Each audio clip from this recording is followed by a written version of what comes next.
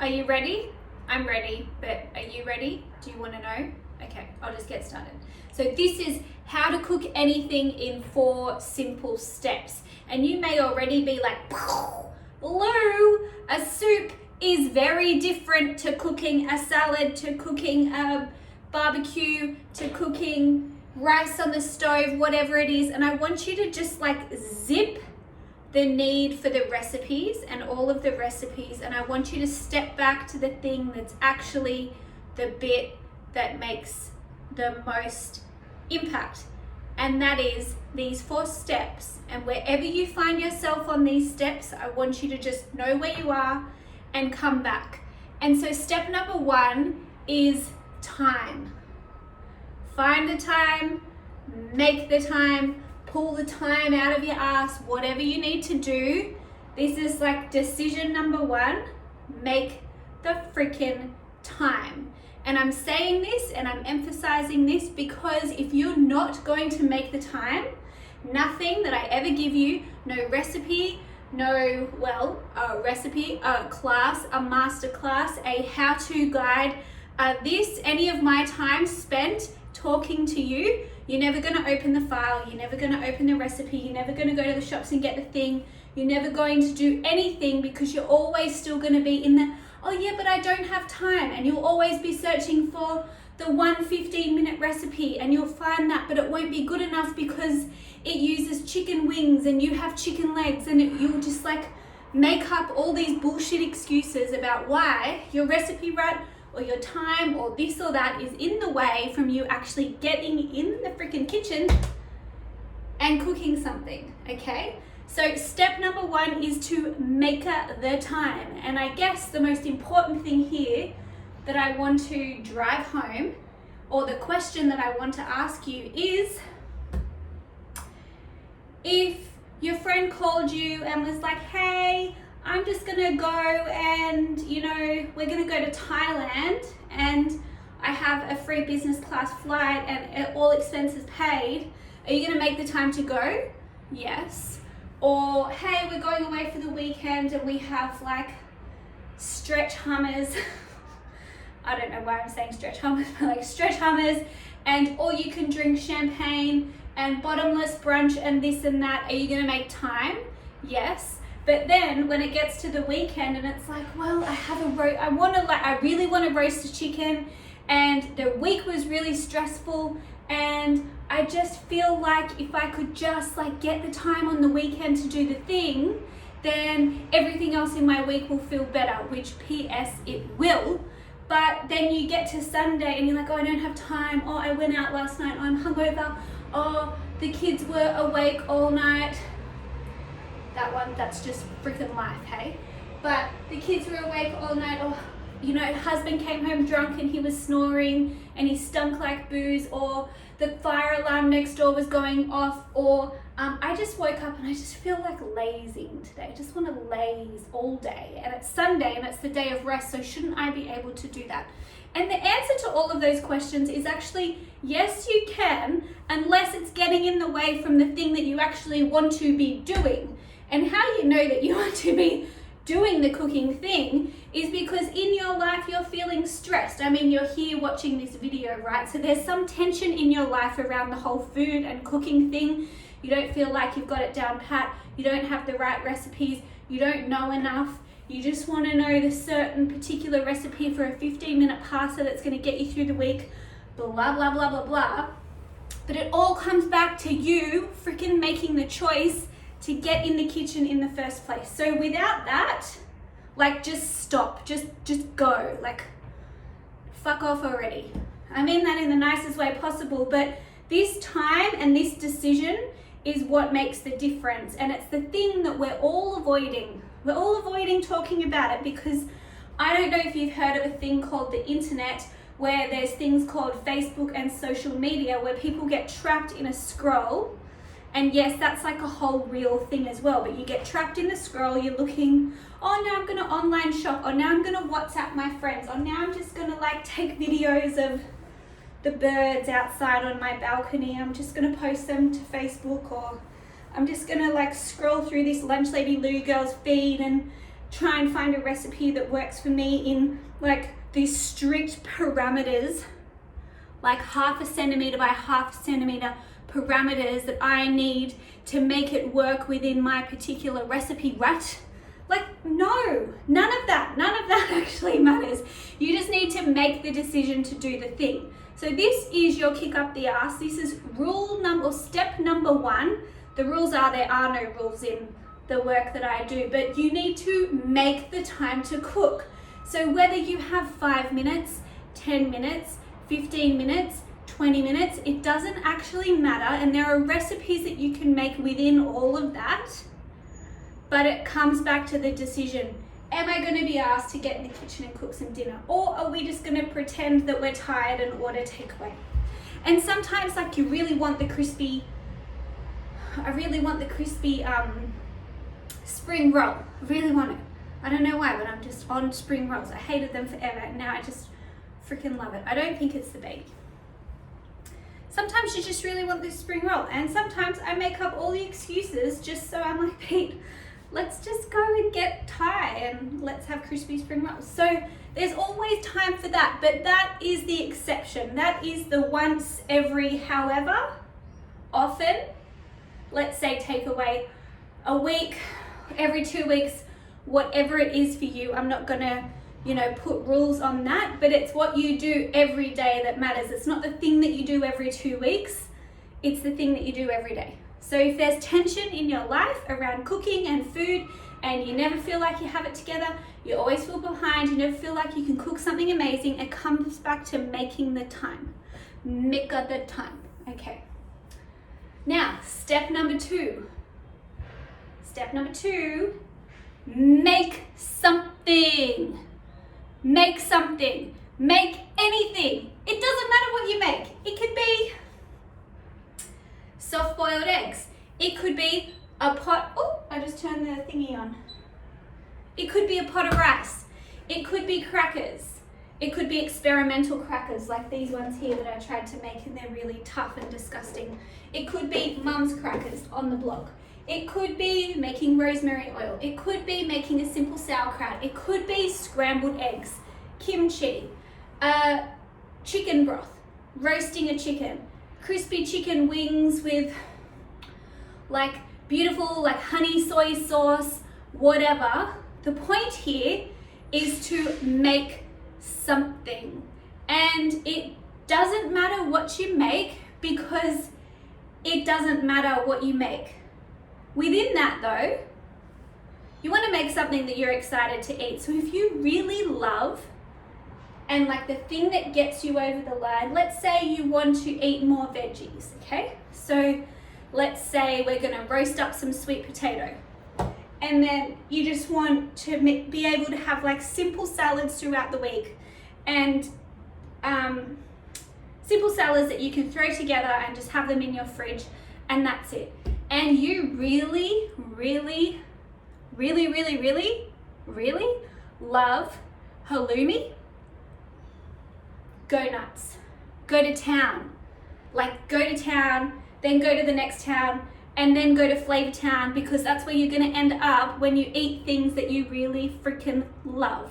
And when you really love something and you're excited that it's in your fridge, you're going to be that much more excited to get in here and make something when you're like, oh yeah, Lou, but I don't have any time.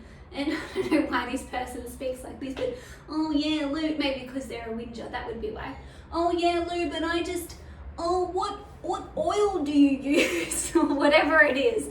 But they're also legitimate questions, but it's the thing that gets in the way of, like, you pretend that it's a question and that's a recipe rut and that you don't know what to do and this is stopping you, when really it's this whole time piece and just this whinging bit. And so the question and the statement that I love to say is, life is a long freaking time. I'm 34. I'm gonna live until I'm 99 or later, and I'm gonna be cooking most of those years. And as soon as we get to Loop Farm, we're gonna have veggies to cook, and like, food's gonna be a part of my life. Food is a part of my life because I'm creative. So are you, by the way. We all are. And I love to put my creative outlet into my food. I do it in other ways as well, but this is one very important part for me. And if I can feel creative every day, then like tick, like I'm living, I'm done. I go to bed happy, okay? So then I also was sick. Cancer, don't want that shit again. So then the next point is I want to be healthy, and then I get streamlined into this, well, how can I be the healthiest that I can possibly be?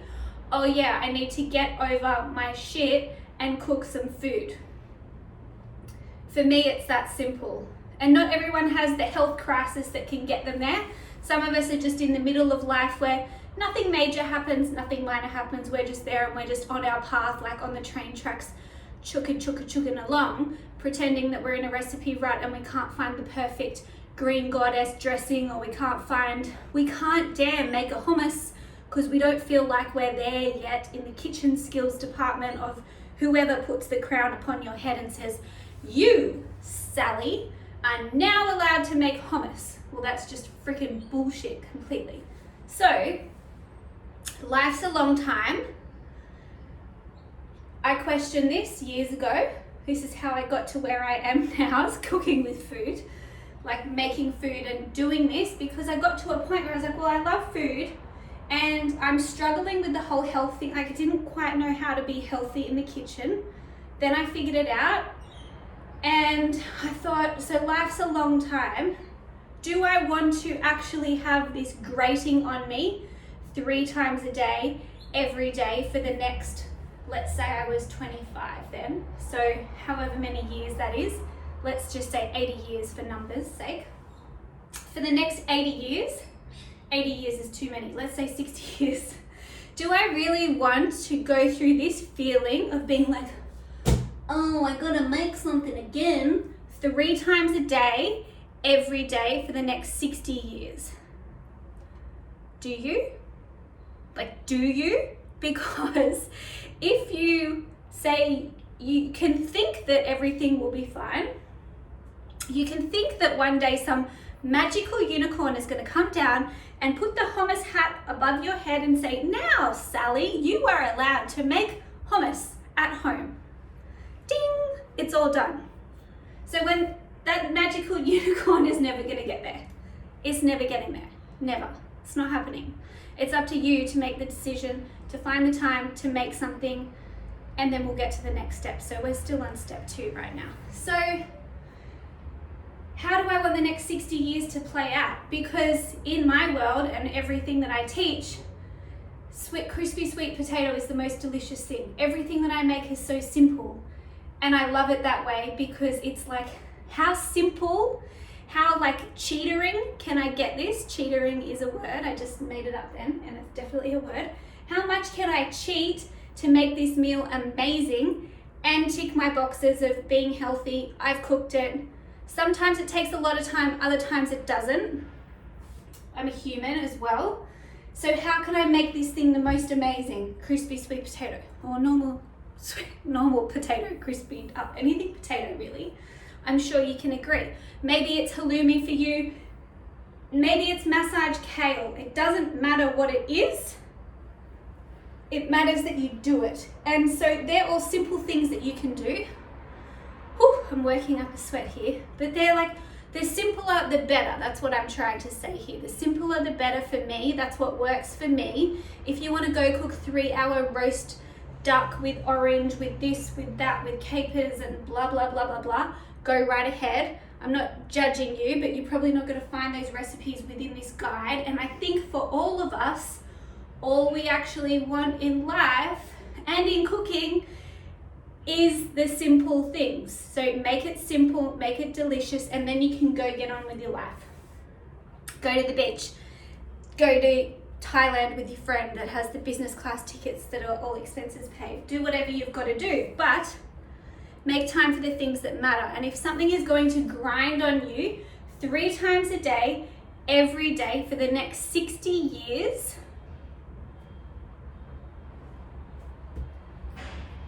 I'll leave that one there. So the next thing in the make something category, I just briefly touched on it with the whole, I want it to be simple, I want it to be fast, but I want it to be delicious. I want all of you all of you to ditch the idea that everyone else's meals are more fancy than yours. So I get this all the time. I post something on Instagram and someone will come back and say, hey, Lou, that's amazing. We make a spag bowl as well. This is how we do it. It's not as fancy as yours, but it's delicious. Perfect. You're nailing it. Like, you're doing it. Ding. It does not need to be fancy. I need to start taking photos of my unfancy meals more, because it is always just a putting it together, slapping it together, making it work half the time, because there's things to do, right? There's other things in life. It's not always 6 hours in the kitchen to, I don't know, do whatever. Make passata maybe? Even that, I was like, this is taking too long. I have to speed this up. So, step number 3. So let me just go back. Step number 1, make the fucking time. Step number 2, make something. I want to say one more thing on step number 2. If you have to leave the house for an appointment in 30 minutes and you want to eat something and you have committed to cooking it, but you're not sure what, and you're like, oh, I've only got 30 minutes to cook something, and what's that going to be? And oh, I have no time. Oh, look at me again. I've got no time. Oh, just pity party for yourself.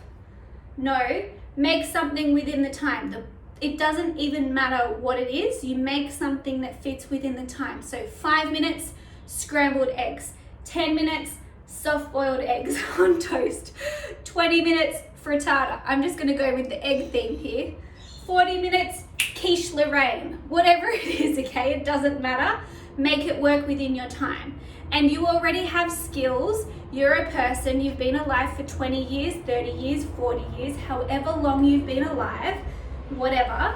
You have 3 days, 3 times a day of all those days, like backwards in your timeline, your history, your living of eating food. You know what to make.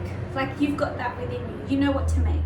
We're just pretending that we've got no fucking idea what we're doing in the kitchen, when really we have a lot of idea, because you've been eating food 3 times a day.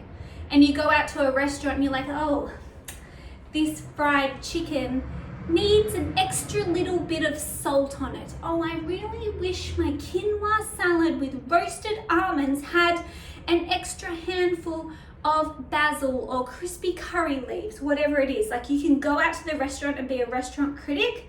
Now we need to like put that into, you know what to do in here. You know what to do. Okay, step number 3. We're there. Eat it. Step number 3 of how to cook anything is to freaking eat it. And when I say eat it, I mean eat it. Eat it. Don't leave it in the fridge. Don't let it go off. Don't then transfer it to the freezer and then let it be a time lapse situation until you can actually throw it out. Make it and eat it. So this is the important thing. And step 2 and step 3 are kind of together. They're kind of separate. Step 3 and step 4. Step 4 is to judge it and learn from it. So you're going to eat it, you're going to judge it, you're going to learn from it. So judge it means, and that's tied into the whole, you know how to cook, you know what to do, you've been eating food for a long time already, you have ideas, you have skills, you have history, you have a lineage, you might be Aussie, you might be from England, you might be from Morocco, you might have Asian roots and everything. Like, those history, that lineage is steeped into your food, and you know, you might be negating it completely. You might have had this growing up, you're like, oh yeah, my grandma and I used to do this, and then I just stopped doing it because, you know, it seemed too hard, and now she's dead and nobody has the recipes and history's gone. Let's not go there. But you know, that, like, we have history, we have lineage, we have it all. So then you go to a fancy restaurant and you master chef judge all the food that comes out to you. I want you to do the same thing in your kitchen. So this is step 4. I want you to judge it, but here's the difference. Whether it's good or bad, so whether you burn the chicken, even last night I made a stir fry, and normally the response around the dinner table it's just me and Pete, is, oh yum, look at this, it's amazing. Or there's no talking at all because it's delicious. And that's not to brag, but that is just like the simple flavor tips that I teach everyone. You've got it too. These skills are available to you. Last night it was, yeah, it's good. I'm like, what? I was really excited about this meal, and he's just like saying, yeah, it's good, yeah, nothing else. And I thought, this isn't right. So I'm trying to dig further. What's going on? He's like, well, yeah, it was all right. I'm like, but it wasn't good? Well, I've had better. I thought, oh my God, no. So what do I do with that information? Because I quite liked it. It was a little bit bland. It was a little bit like rushed. It could have been better, but it was food, okay? I was just getting it the fuck done, okay? So what do I take from that? Well, actually, the rice was a bit dry. Well, actually, I really wanted to put sesame oil and toasted sesame seeds through the rice, so it was like sesame on sesame with crunch and texture. And then I wanted all the stir-fried veggies on top of that. And really I wanted lime, but I didn't have lime. And these are just all the things that come to me while I'm here and I'm cooking and doing things, and I chose not to do them. So that is me not acting on my kitchen mojo, my intuition. We've all got one. It's time that we start asking it what's going on. You can only learn from asking it as well. So I judge it and I take that on for next time. Okay, so what am I going to do differently next time? Make sure I have lime or lemon. Make sure I have some acidity type of thing. So some rice, wine, vinegar would have worked. Maybe I should just do what I was thinking the whole time instead of procrastinating on it and not doing it and trying to shortcut it, because I know that it didn't work. Maybe that stir-fry sauce, which wasn't even a sauce, it was just like a tablespoon of fish sauce, a little bit of miso, and really slapped together. Now I know I can't slap together a sauce like this. So what I'm trying to tell you right now, you make it, you eat it, you judge it, and you put no meaning on it. No meaning. It doesn't mean you're a shit cook. It doesn't mean that I'm not meant to make stir fries. It doesn't mean stir fries are only for Chinese restaurants or Thai restaurants and that's it. And now I need to always get Thai takeaway whenever I want a stir fry.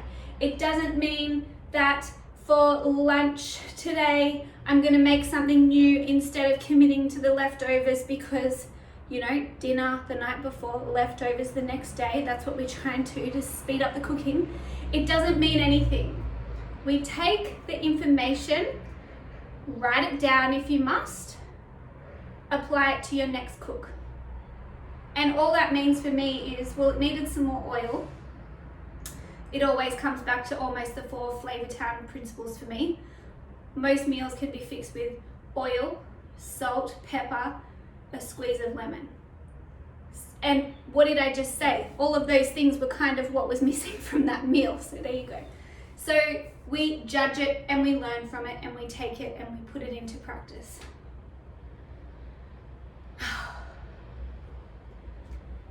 Did I take a breath? I'm not sure. So that's it. I'm trying to think of some eloquent way to finish this, but I'm just going to say that's it. They're the 4 steps. Wherever you are on it, wherever you are in your journey, you'll find yourself somewhere. You'll like burn the chicken and you're like, oh shit, I'm making it mean everything. Oh my God, I'm at step 4. What do I need to do? I need to judge it and learn from it. What do I need to do next time? I know that my oven needs an extra 10 minutes for every recipe because it runs cold. Take it, apply it to the next lesson. And if you can do this and you can do these 4 steps, it does not matter. It doesn't matter what you make. It doesn't matter where you get your recipes from. It doesn't need to be from me.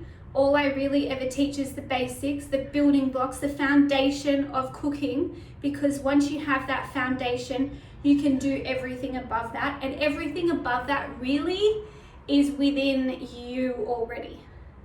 And it's made up of your cooking mojo and it's made up of your past, and together it works and it makes amazing things. And then of course there are techniques like pickling, making jam, making dough and all that type of stuff that can come into the kitchen and there's kind of science behind it, but you know, they're more rare ingredients, recipes that you're doing every now and then, not every day. Not every day that you make to cook, to eat, to fuel yourself, to nourish yourself, to feed yourself so you don't starve, or just, you know, so you don't get takeaway. So that's it. We're done. Peace out.